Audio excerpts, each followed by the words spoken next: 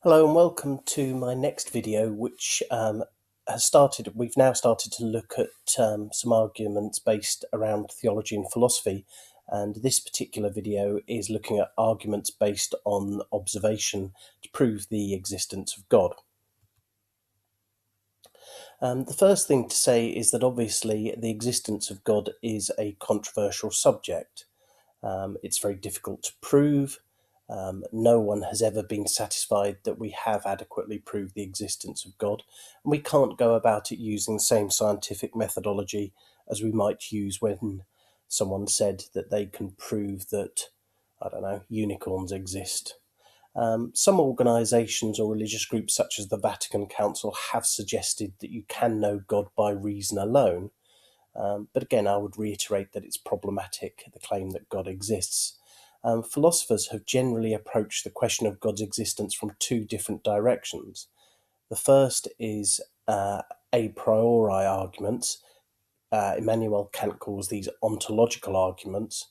And the second is arguments based on sense experience, or a posteriori arguments. Previous videos have mentioned those two terms, which hopefully you should be now familiar with. So the first argument we're going to look at is the teleological argument. As you recall, I briefly mentioned Thomas Aquinas previously, and we're going to mention him a lot more today. Aquinas believes that the world has a purpose, or telos. In this argument, he draws on Aristotle's notion of causation, and he proposes a teleological argument. Sometimes this is described as the fifth way. He says the world serves a purpose which is directed by an intelligent being. That being is God. Of course, the question arises whether everything does have a purpose. A development of Aquinas' fifth way, which is often described as a design argument, is Paley's watch analogy. William Paley describes this in 1802. I mean, basically, it is something you are hopefully familiar with. But Paley asks us to imagine that we are walking along a beach and we suddenly come across a gold watch. Now, when we pick up that watch, we can see the intricacy of its movement, and from that, we infer that it must have a maker. Obviously, the component parts, etc., have been crafted by someone or something, and that simply can't have happened by chance. He suggests that obviously if we'd never seen a watch before, we would know that it was very different from the state of nature in which we found it. Secondly, if the watch didn't work perfectly, then there would be enough in its design for us to understand that there must have been some sort of higher order which created it. And if we couldn't work out some of the function of the parts, again, we would think that there was someone who had a higher function than ourselves that created it. This seems to be a fairly good analogy for the existence of a God and for the order in which we find the world. However, it's not without criticism. The chief critic of Paley was David Hume, although David Hume isn't writing at the same time. But as an empiricist, David Hume rejects a priori arguments, and he offers three criticisms. I mean, the first criticism is the aptness of analogy. He says that if we use an analogy such as a divine watchmaker, we're simply using that example to determine the results. In other words, we've decided that the world is like a watch, and therefore we're going to work backwards and make sure that our description of the world fits that analogy. The second criticism he comes up with is the Epicurean thesis. He says that there is a possibility that the world is subject, or the creation of the world was subject to infinite combinations, and that we've simply come up with the combination which allows the existence of human beings, the world, etc. A more modern version of this is if you stick a load of monkeys in a room with typewriters, that eventually, given an infinite amount of time, they'd be able to come up with the works of Shakespeare. The last argument is arguments from effect to cause. So we shouldn't jump to speculative conclusions. Just because the world seems ordered, it doesn't mean to say that we have, an infinitely intelligent, good individual such as God who created it. There could be other explanations which are far simpler. Again, there are other criticisms. For John Stuart Mill, a principal objection is the amount of evil in the world.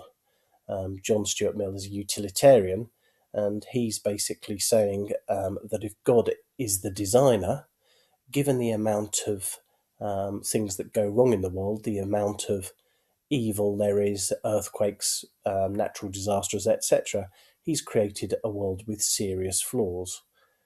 Imagine, for example, a ship that's launched which has holes in it, and you constantly need to bail it out. You wouldn't say that it was fit for purpose. The same with the Earth.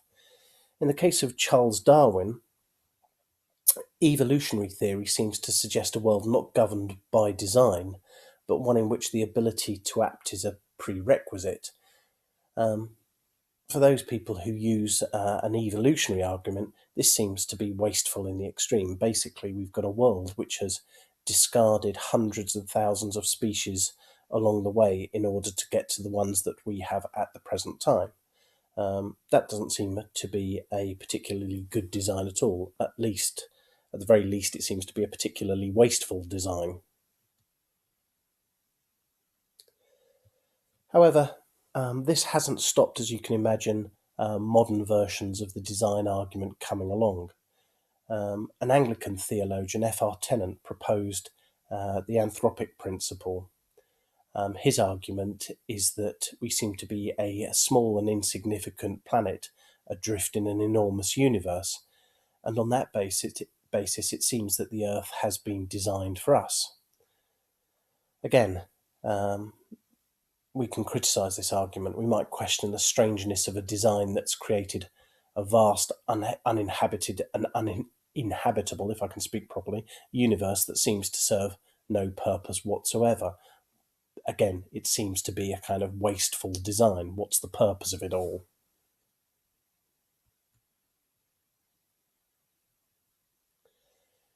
For a modern theologian such as Richard Swinburne, he seems to think that the universe is one of simplicity. Swinburne invokes Occam's razor. This goes back to a theologian several hundred years ago who adopted the principle that when confronted by competing theories, the simplest one is most likely to be true. Swinburne points to the fact that the universe is comprised of just 100 or so elements. I think there's 103 at the present time, but don't quote me on that. However, the combination of those 103 or so elements brings about enormous richness. So we have kind of simple components which give us enormous richness in the universe.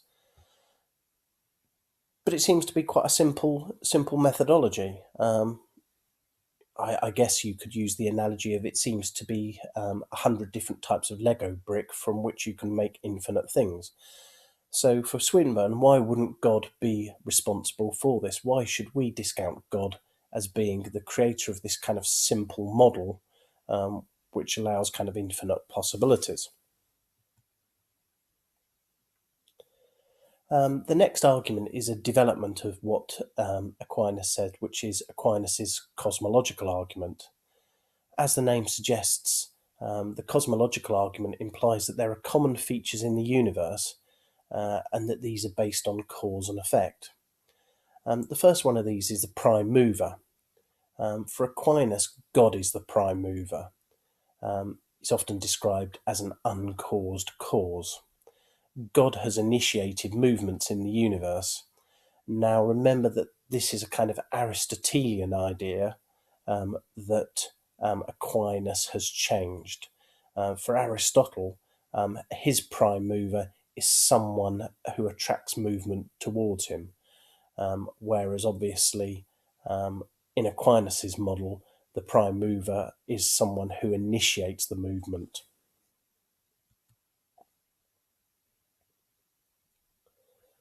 Aquinas moves on then to the first cause. This seems to be an appealing argument.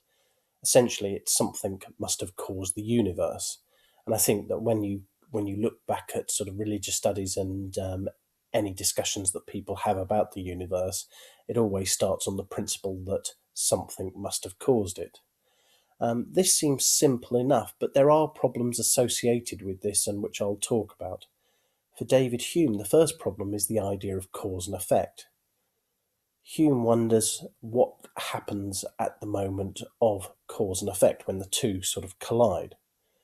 A moment before the cause is not yet the effect, and a moment later the effect is not the cause. So something happens in that sort of transitionary period, and Hume wonders what it is. It's quite a complicated concept. The second problem is the nature of the cause.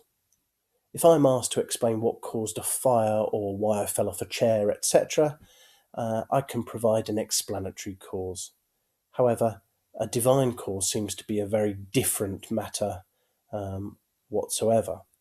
The third criticism is that if God is a cause of an unknown type, then we have no way of explaining that thing that we're talking about. If, for example, we want to explain the universe through physics, we can go to Geneva and use the Large Hadron Collider, etc., and try and come up with some ideas from that. However, when it comes to God, God as an unknown doesn't seem to provide us with any means of testing or even knowing that unknown.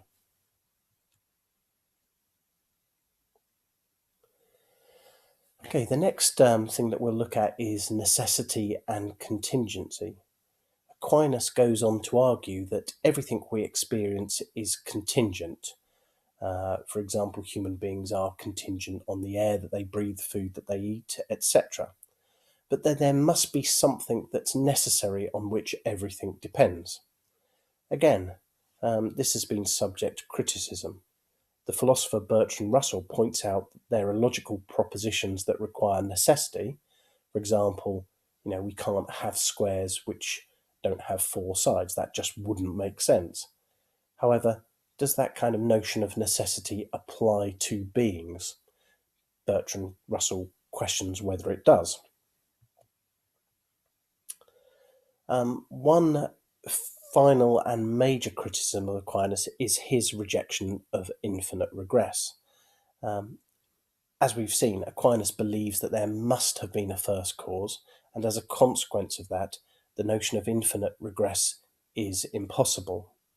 However, other philosophers and theologians would argue that despite the limitations of our mind, there is no reason to dismiss the notion of infinite regression.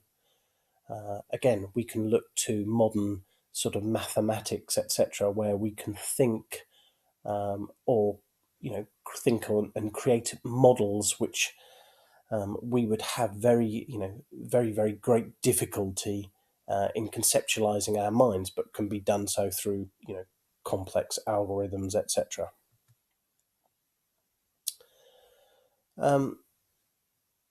One of the next philosophers to come along after Aquinas, but to develop Aquinas' argument is Leibniz. Leibniz developed Aquinas' argument by suggesting that God created the world as the best possible of all worlds. This was something which came in for a great deal of criticism, not least by Voltaire in Candide. A central principle of Leibniz's argument is of sufficient reason. Leibniz seems to adopt a very scientific methodology here in order to prove his point. He says, anything that exists has a sufficient reason for its existence. For every event, there is a sufficient reason for the event. And for every sentence that's true, there is a sufficient explanation for why it's true. Again, I don't think we can criticise this. from a scientific point of view. It seems to kind of make a great deal of sense. And it seems very plausible at first glance. However, Bertrand Russell, in a famous debate with F.C. Copleston, I know that you can listen to that on YouTube, argues that this argument is a fallacy of composition, something that we've talked about previously. The argument that because something is true of the parts, it must be true of the whole. Obviously, Bertrand Russell is saying that isn't the case. Just as an aside, I should point out that Leibniz is the only philosopher, as far as I'm aware, who has that brand of chocolate biscuits named after him. Okay. In conclusion, then, there are some objections to arguments from observation. The first of those is, why shouldn't we accept that the universe just is? That it simply is there and it simply exists. This seems to be fairly counterintuitive to our kind of human mind. We like to have explanations. They give structure and purpose to the things that we do. But the question is, does everything need an explanation? Lastly, one of the objections is, do we really need an explanatory being? Again, it doesn't seem to be necessarily true that we do need that being. If God is unknown, for example, then why not another unknown cause? Why is it that we have created this kind of divine being in order to explain the universe?